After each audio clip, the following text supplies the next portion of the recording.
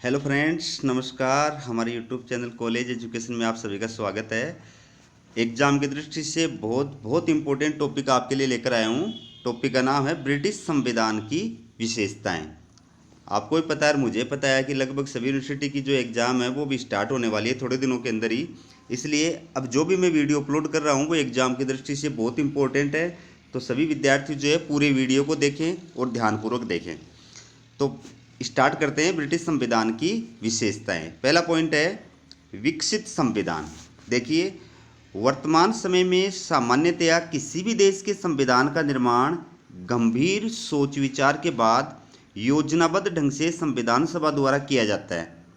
जैसा कि America, France और भारत आदि देशों के संविधानों का निर्माण हुआ है, लेकिन ब्रिटिश संविधान एक विकसित संविधान है। इसने पिछले लगभग 250 वर्षों के निरंतर विकास के आधार पर अपने वर्तमान स्वरूप को प्राप्त किया है। इसके पश्चात ये एक विद्वान हैं, इनका कोटेशन देखिए, एनसन। तो इसका कोटेशन देखिए, यह संविधान विभिन्न प्रकार की भवन निर्माण सामग्री द्वारा निर्मित एक ऐसा महल है जिसमें समय समय पर विभिन्न मालिकों ने अपनी अपनी आवश्यकता अनुसार दालान, बरामदे, खंबे, शयन कक्ष तथा अतिथि कक्ष आदि बना दिए हैं। इसके निर्माण में अनेकों का हाथ है। तो दोस्तों, ब्रिटिश जो संविधान है उसकी विशेषता अपन पढ़ रहे हैं। पहली विशेषता है विकसित संविधान। देखो, दो प्रकार के संविधान होते हैं, एक विकसित संविधान और एक निर्मित संविधान। तो ज़्यादातर वर्तमान में सभी देशों के जो संविधान है, भारत सहित दुनिया के सभी देशों के जो संविधान है वो निर्मित संविधान है। उनका एक निश्चित समय में और संविधान सभा के द्वारा निर्माण किया गया है, ठीक है। लेकिन ब्रिटेन का जो संविधान है वो इसका अपवाद है। ब्रिटेन का संविधान एक निर्मित संविधान नहीं है बल्कि एक विकसित संविधान है। यानी इसका किसी संविधान सभा के द्वारा निर्माण नहीं किया गया है, बल्कि ये समय के साथ अपने आप विकसित हुआ है। समय समय पर जैसी ज़रूरत महसूस हुई उसके अकॉर्डिंग नियम बन गए, कानून बन गए और उसके अकॉर्डिंग परंपराएं और प्रथाएं जो है विकसित हो गई। जैसे फॉर एग्जाम्पल, जैसे एक पिता होता है, वो इतना गरीब होता है कि वो केवल एक कमरा या दो कमरे बना पाता है। उसके बाद जो है उसकी स्थिति जब सुधरती है तो वो एक लेट बाथ और बना लेता है। फिर उसका बच्चा जब कमाने लग जाता है तो 2 मकान और बना लेता है। फिर जब उसका बच्चा नौकरी लग जाता है तो शेष मकान को कंप्लीट करके वो पूरी की पूरी जो है कोठी तैयार कर देता है। तो वो हो गया विकसित। एक भवन तो आप एक साथ काम स्टार्ट करते हैं, पूरी बिल्डिंग को, पूरे भवन को कंप्लीट कर देते हैं, वो हो गया निर्मित। और जो आप सने सने कर रहे थे, जैसे मैंने उदाहरण दिया, वो हो गया विकसित। तो ब्रिटिश जो संविधान है वो भी इसी प्रकार का संविधान है। उसका एक साथ एक समय पर किसी संविधान सभा के द्वारा निर्माण नहीं किया गया है। अगली जो विशेषता है वो देखिए, अलिखित संविधान। देखिए, ब्रिटिश संविधान को एक अलिखित संविधान माना जाता है। इसका निर्माण कभी किसी संविधान सभा द्वारा नहीं किया गया और इसके अनुच्छेद नहीं लिखे गए हैं। इंग्लैंड में संविधान जैसी कोई चीज़ नहीं है। ये एक विद्वान है, डी टोकविले, इन्होंने क्या कहा है कि इंग्लैंड में संविधान जैसी कोई चीज़ नहीं है। दोस्तों, मैं बार बार कह रहा हूँ कि एग्जाम के अंदर आपको पॉइंट रटने हैं और कोटेशन रटने हैं। अगर आप कोटेशन नहीं लिखोगे तो आपका उत्तर जो है वो ऐसा माना जाएगा कि इसने फाँप मारी है, बकवास लिखा है। लेकिन अगर आप पॉइंट सही लिखते हो और कोटेशन सही लिखते हो, उसके बाद में वर्णन कुछ भी लिखो, कोई चेक नहीं करता है, ठीक है। तो पॉइंट और कोटेशन को अच्छी तरह रट लो। तो ब्रिटिश संविधान की दूसरी विशेषता क्या है? अलिखित संविधान। देखिए, दो प्रकार के संविधान हो गए, एक लिखित और एक अलिखित। तो दुनिया के जितने भी देशों के संविधान है, भारत सहित दुनिया के जितने भी देशों के संविधान है, वो सारे के सारे कैसे हैं? लिखित हैं। मतलब बाकायदा संविधान सभा के द्वारा उनका निर्माण किया गया है और उनको बाकायदा एक पुस्तक के रूप में लिखा गया है, जिसको आप पढ़ सकते हैं, देख सकते हैं, ठीक है। लेकिन ब्रिटेन का जो संविधान है वो अलिखित संविधान है, ठीक है। उसको लिखा नहीं गया है, वो किसी पुस्तक के रूप में और लिखा हुआ संविधान नहीं है। और ये भी हम नहीं बता सकते कि उस संविधान में कितने अनुच्छेद हैं, ठीक है, क्योंकि वो लिखा हुआ ही नहीं है। तो फिर अनुच्छेदों की तो बात ही कहाँ आएगी। अगली जो विशेषता है वो देखिए, एकात्मक शासन। देखिए, इंग्लैंड में संघात्मक देशों के समान दो प्रकार की सरकारें, केंद्र सरकार एवं राज्य सरकारें नहीं हैं। वहाँ पर एकात्मक शासन होने के कारण राजनीतिक शक्तियों का केंद्रीकरण पाया जाता है और केंद्र सरकार द्वारा ही शासन की समस्त शक्तियों का संचालन किया जाता है। सारे देश के लिए एक ही कार्यपालिका, एक ही व्यवस्थापिका और एक ही न्यायपालिका है। तो ब्रिटिश संविधान जो है उसकी अगली विशेषता क्या हो गई, एकात्मक शासन की। वहाँ पर संविधान के द्वारा एकात्मक शासन व्यवस्था की स्थापना की गई है। देखिए, केंद्र और राज्य सरकारों के आपसी संबंधों के आधार पर दो प्रकार की शासन व्यवस्थाएं होती हैं, एकात्मक शासन व्यवस्था और संघात्मक शासन व्यवस्था। तो ब्रिटेन के अंदर एकात्मक शासन व्यवस्था है। एकात्मक शासन व्यवस्था नाम से स्पष्ट है कि एक ही सरकार होती है, सिर्फ केंद्र सरकार या संघ सरकार होती है, राज्यों की सरकारें नहीं होती हैं, ठीक है। और शक्तियों का कोई विभाजन, कोई बंटवारा नहीं होता है। तो ब्रिटेन में एकात्मक शासन व्यवस्था होने के कारण से वहाँ पर केंद्र और राज्यों की दोहरी शासन व्यवस्था नहीं है, दोहरी सरकारें नहीं है। वहाँ पर शासन की संपूर्ण जो शक्तियाँ हैं वो केंद्र सरकार के पास में है, और देश के शासन संचालन का कार्य वहाँ पर कार्यपालिका प्रधान के द्वारा यानी प्रधानमंत्री और कैबिनेट के द्वारा किया जाता है, और कानून बनाने का कार्य वहाँ पर व्यवस्थापिका यानी पार्लियामेंट के द्वारा किया जाता है। वही पूरे देश के लिए कानून बनाती है और वही पूरे देश के लिए शासन संचालन का कार्य करती है, ठीक है। तो एक ही कार्यपालिका है, एक ही व्यवस्थापिका है और एक ही न्यायपालिका है। अगली जो विशेषता है वो देखिए, लचीला संविधान। देखिए, ब्रिटिश संविधान एक लचीला संविधान है। इसमें सरलता से संशोधन किया जा सकता है, अर्थात इसमें संशोधन करने के लिए कोई विशेष प्रक्रिया नहीं है। जिस प्रकार साधारण कानून पारित किए जाते हैं, ठीक उसी प्रकार बड़े से बड़ा संशोधन भी पारित किया जा सकता है। केवल साधारण बहुमत के द्वारा संसद संविधान के किसी भी अंश में संशोधन कर सकती है। संशोधन करने के लिए यह कहने की आवश्यकता भी नहीं है कि संविधान संशोधन किया जा रहा है। देखिए, दो प्रकार संविधान संशोधन के आधार पर दो प्रकार के संविधान होते हैं, एक लचीला संविधान, एक कठोर संविधान, ठीक है। कठोर संविधान उस संविधान को कहते हैं जिस संविधान में संशोधन करने के लिए जटिल प्रक्रिया को अपनाया जाता है, मतलब एक विशेष प्रक्रिया को अपनाया जाता है जो काफ़ी जटिल होती है। जबकि लचीला संविधान उस संविधान को कहते हैं जिस संविधान में साधारण बहुमत की प्रक्रिया के माध्यम से आसानी से संशोधन किया जा सकता है। साधारण बहुमत की प्रक्रिया का मतलब ये होता है कि जिस दिन वो संविधान संशोधन किया जा रहा है उस दिन सदन में जितने सदस्य उपस्थित होते हैं, यदि वो अपने बहुमत से वो पारित कर देते हैं तो वो निर्णय मान्य होता है, वो संशोधन मान्य होता है। तो ब्रिटिश संविधान के साथ लचीला संविधान है, वहाँ पर सरलता से संविधान में संशोधन किया जा सकता है। वहाँ जो पार्लियामेंट है वो साधारण बहुमत की प्रक्रिया के माध्यम से संविधान के अंदर बड़े से बड़ा संशोधन कर सकती है, कोई भी परिवर्तन कर सकती है, ठीक है। और ये कहने की भी आवश्यकता नहीं है कि भाई ये संविधान संशोधन विधेयक है। जैसे बाकी देशों के अंदर क्या होता है, संविधान संशोधन विधेयक पेश करना पड़ता है और बताया जाता है कि ये संविधान संशोधन विधेयक है, लेकिन ब्रिटेन के अंदर ऐसा बताने की भी आवश्यकता नहीं है कि ये संविधान संशोधन विधेयक है, ठीक है। अगली जो विशेषता है वो है पैतृक तथा सीमित राजतंत्र। देखिए, इंग्लैंड में पैतृक तथा सीमित राजतंत्र की स्थापना की गई है। 1642 के गृह युद्ध से पूर्व इंग्लैंड के सम्राटों की शक्ति निरंकुश थी और वे सब क्षेत्रों में स्वेच्छाचारी आचरण करते थे, लेकिन 1688 की गौरवपूर्ण क्रांति के बाद सम्राट की शक्तियां सीमित हो गई हैं। फिर देखिए आगे, अब ब्रिटेन में लोकतंत्र है और शासन की वास्तविक शक्तियों का प्रयोग प्रधानमंत्री के नेतृत्व में मंत्रिमंडल द्वारा किया जाता है। सम्राट केवल नाममात्र की कार्यपालिका का प्रतीक है। तो दोस्तों, ब्रिटेन के अंदर क्या है, पैतृक और सीमित राजतंत्र है। मतलब ब्रिटेन के अंदर राजतंत्र तो है, लेकिन वो कैसा है, एक तो पैतृक का मतलब वंशानुगत आधार पर ही सम्राट का पद जो वो प्रदान किया जाता है। वर्तमान जो सम्राट है उसकी मृत्यु के बाद में जो है उसके बेटे या बेटी को ही जो है वहाँ का सम्राट, रानी या राजा बनाया जाएगा। तो वंशानुगत आधार पर वहाँ पर सम्राट जो है वो अपना पद ग्रहण करता है। तो ये हो गया पैतृक। दूसरी बात, सीमित राजतंत्र की राजतंत्र शासन में तो क्या होता है कि राजा ही सर्वेसर्वा होता है, राजा के पास में संपूर्ण शक्तियाँ और अधिकार होते हैं। लेकिन ब्रिटेन में राजतंत्र होने के बावजूद भी, राजा होने के बावजूद भी राजा के पास में कोई शक्तियाँ नहीं है, कोई अधिकार नहीं है। वो क्या है, पावरलेस है।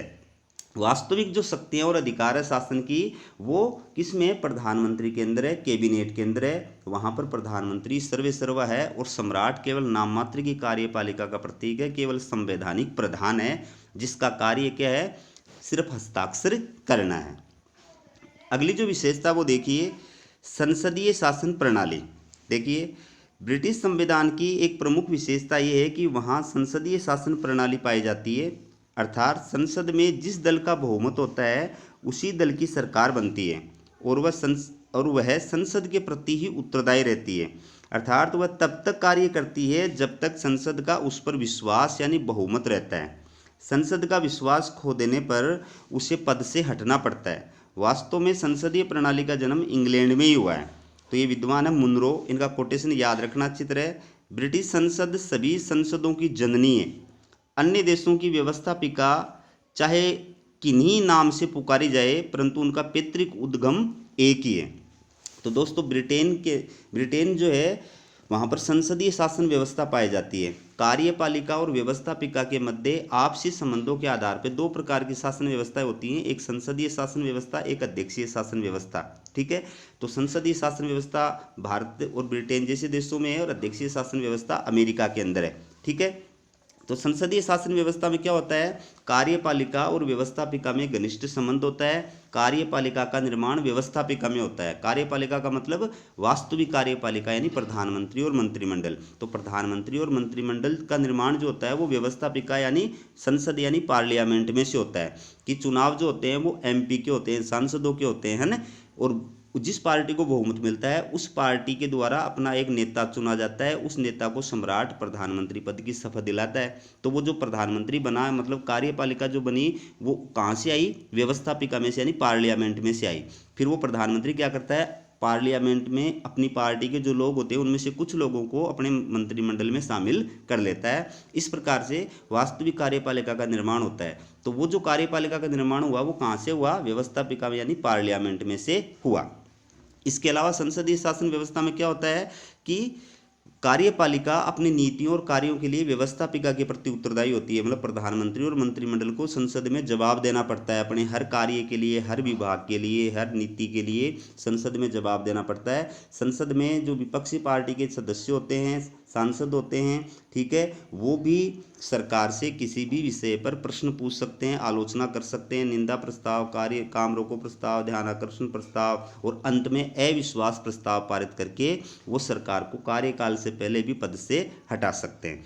तो ये जो सिस्टम है ये ब्रिटिश शासन व्यवस्था संविधान के अंदर पाया जाता है। अपने देश के अंदर भी यही सिस्टम पाया जाता है। तो ये जो संसदीय पार्लियामेंट्री सिस्टम है ये सबसे पहले ब्रिटेन के अंदर अपनाया गया था और हमने ब्रिटेन से ही ग्रहण किया है। तो इसी वजह से ब्रिटिश संसद जो है उसको संसदों की जननी कहा जाता है, क्योंकि बाकी देशों के अंदर जो संसदीय शासन व्यवस्था को अपनाया गया है वो सारी की सारी कहाँ से ग्रहण की गई है, ब्रिटेन से ग्रहण की गई है। अगली विशेषता देखिए, संसद की सर्वोच्चता। देखिए ब्रिटेन में संसद की सर्वोच्चता का सिद्धांत पाया जाता है। वहाँ सर्वोच्च सत्ता यानी संप्रभुता का वास संसद में है। ब्रिटेन में एकात्मक शासन होने के कारण पूरे देश के लिए कानून बनाने की एकमात्र शक्ति संसद में निहित है। संसद किसी भी विषय पर किसी भी कानून का निर्माण कर सकती है। उसकी कानून बनाने की शक्ति असीमित है और उसके द्वारा बनाए गए कानून को सर्वोच्च न्यायालय में चुनौती नहीं दी जा सकती है। सर्वोच्च न्यायालय उसे अवैध घोषित नहीं कर सकता है। ये एक विद्वान है डिलोम, इनका एक कोटेशन बहुत फेमस है। ब्रिटिश संसद सब कुछ कर सकती है सिवाय स्त्री को पुरुष और पुरुष को स्त्री बनाने के। तो इस कोटेशन के माध्यम से डिलोम ने क्या समझाया है कि वहाँ की संसद ही सर्वोच्च है। मतलब संसद संप्रभु है, संसद सर्वोच्च है, संसद संप्रभु है, वो किसी भी विषय पर किसी भी कानून का निर्माण कर सकती है। ठीक है, और दूसरी बात वो देश में कानून बनाने वाली एकमात्र संस्था है, यानी वो ही पूरे देश के लिए कानून बनाती है और वो किसी भी विषय पर किसी भी कानून का निर्माण कर सकती है और उसके द्वारा बनाए गए कानून को चुनौती नहीं दी जा सकती है। सुप्रीम कोर्ट, वहाँ का जो सुप्रीम कोर्ट है वो भी संसद द्वारा बनाए गए कानून की न्यायिक समीक्षा नहीं कर सकता है और उसको अवैध घोषित नहीं कर सकता है। अगली जो विशेषता है वो है विधि का शासन। देखिए विधि का शासन ब्रिटिश संविधान की प्रमुख विशेषता है। ब्रिटिश शासन प्रणाली में निरंकुश प्रभुता और स्वेच्छाचारिता के लिए कोई स्थान नहीं है। वहाँ विधि सर्वोच्च है, व्यक्ति सर्वोच्च नहीं है।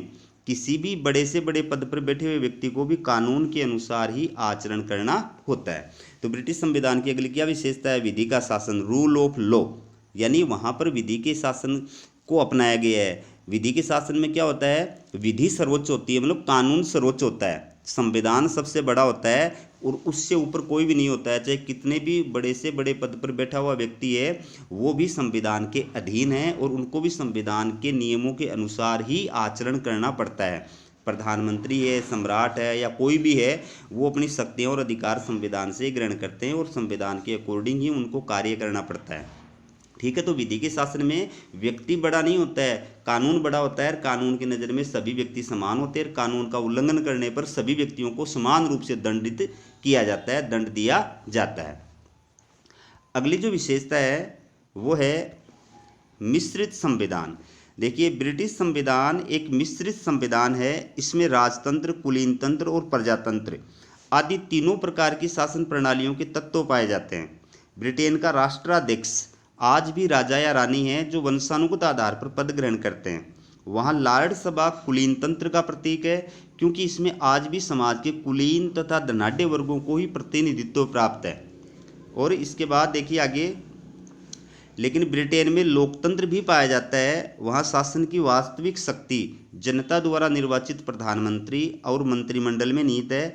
लोक सदन के सदस्य भी जनता के द्वारा प्रत्यक्ष रूप से निर्वाचित किए जाते हैं। ठीक है, तो ब्रिटिश संविधान की अगली क्या विशेषता है? अगली विशेषता हो गई मिश्रित संविधान। यानी ब्रिटेन के अंदर जो संविधान है वो किस प्रकार का है? मिश्रित है, कि 3 प्रकार की शासन व्यवस्थाएं वहाँ पर एक साथ पाई जाती हैं। 3 कौन कौन सी? राजतंत्र, कुलीन तंत्र और लोकतंत्र।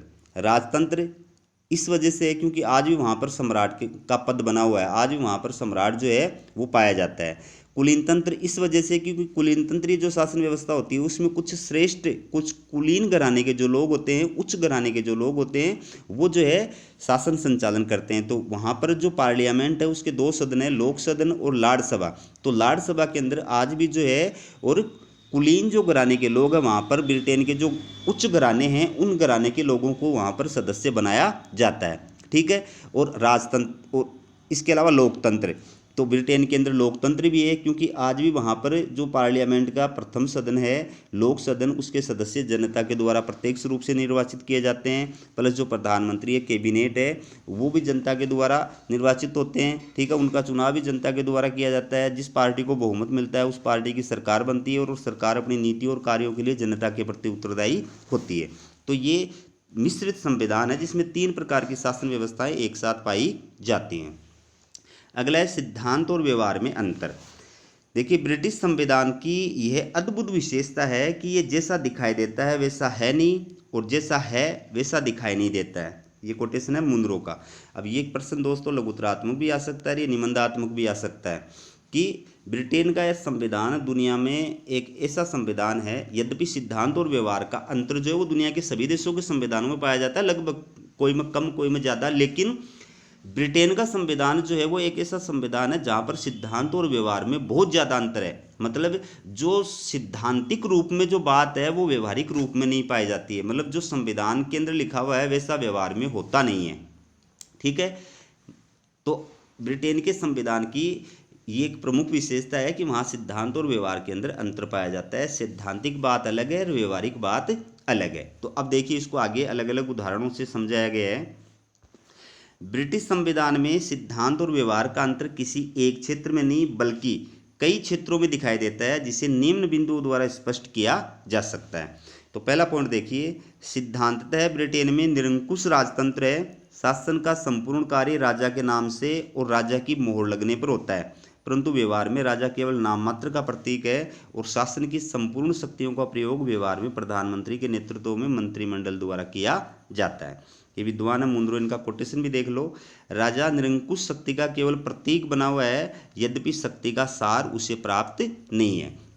तो ब्रिटिश संविधान के अंदर सिद्धांत और व्यवहार में अंतर पाया जाता है। पहला उदाहरण क्या है इसका, कि वहाँ पर सिद्धांतिक रूप में तो राजतंत्र है और राजा ही शासन का सर्वेसर्वा है, लेकिन व्यवहार में ऐसा नहीं है। व्यवहार में शासन का सर्वेसर्वा प्रधानमंत्री है, राजा केवल नाम मात्र का प्रतीक है। ठीक है, सिद्धांतिक रूप में जैसे अपने देश में क्या है, संविधान में शासन की संपूर्ण शक्तियाँ, जो संघ की शासन की संपूर्ण शक्तियाँ वो राष्ट्रपति को दी गई हैं।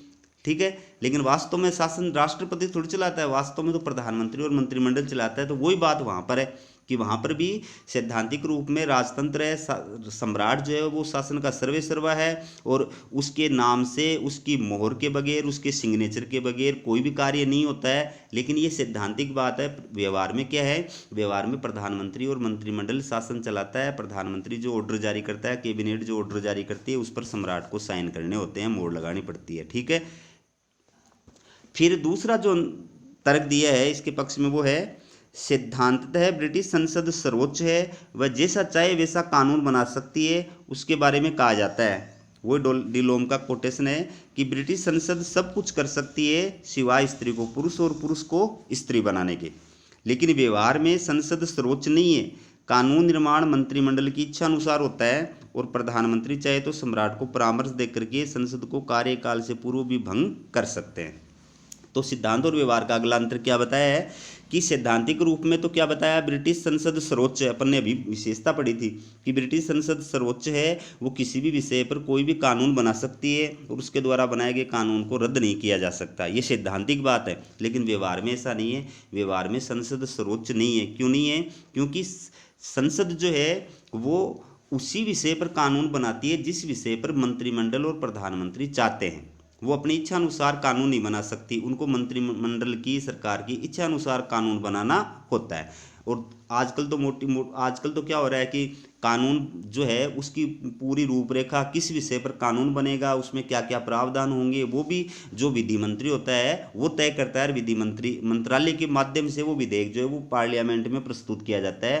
संसद का कार्य, पार्लियामेंट का कार्य तो सिर्फ उस विधेयक को पारित करना होता है। चूंकि प्रधानमंत्री का पार्लियामेंट में बहुमत होता है, इस वजह से उस विधेयक को आसानी से पारित करवा लेता है। अगला जो तर्क दिया है वो देखिए, सैद्धांतिक रूप से इंग्लैंड में एकात्मक शासन प्रणाली है जिसमें ऐसा आभास होता है मानो वो संपूर्ण शासन सत्ता का केंद्रीकरण हो, परंतु व्यवहार में वहाँ शक्ति का पर्याप्त विकेंद्रीकरण पाया जाता है। स्थानीय स्तर पर वहाँ पूर्ण स्वशासन है। तो सैद्धांतिक रूप में तो अपन ने क्या पढ़ा था कि एकात्मक शासन व्यवस्था है, शासन की संपूर्ण शक्तियाँ केंद्र सरकार के पास में है, वहाँ पर राज्य सरकारें नहीं होती हैं। ठीक है। लेकिन व्यवहार में ऐसा नहीं है। व्यवहार के अंदर, ब्रिटेन के अंदर भी क्या है, शक्तियों का पूरा विकेंद्रीकरण पाया जाता है। वहाँ पर भी स्थानीय स्तर पर स्थानीय शासन संस्थाएं हैं और उनके पास में शक्तियाँ और अधिकार हैं। ठीक है। तो वहाँ स्थानीय स्तर के शासन का संचालन स्थानीय जनता द्वारा चुने गए प्रतिनिधियों के माध्यम से किया जाता है। और अगला जो तर्क है, इंग्लैंड में राजतंत्र है, ये बात अंग्रेजी संविधान की अवास्तविकता है, क्योंकि इंग्लैंड में वास्तव में राजतंत्र नहीं बल्कि लोकतंत्र है। अवास्तविक रूप में वहाँ राजा का प्रभुत्व है, लेकिन वास्तव में वहाँ जनता का प्रभुत्व है। तो सैद्धांतिक रूप में तो क्या है कि इंग्लैंड में राजतंत्र है। ठीक है। लेकिन ये बात अवास्तविक है, मतलब सही नहीं है, वास्तव में सही नहीं है, व्यवहार में सही नहीं है, क्योंकि वास्तव में तो वहाँ पर राजतंत्र नहीं बल्कि लोकतंत्र है।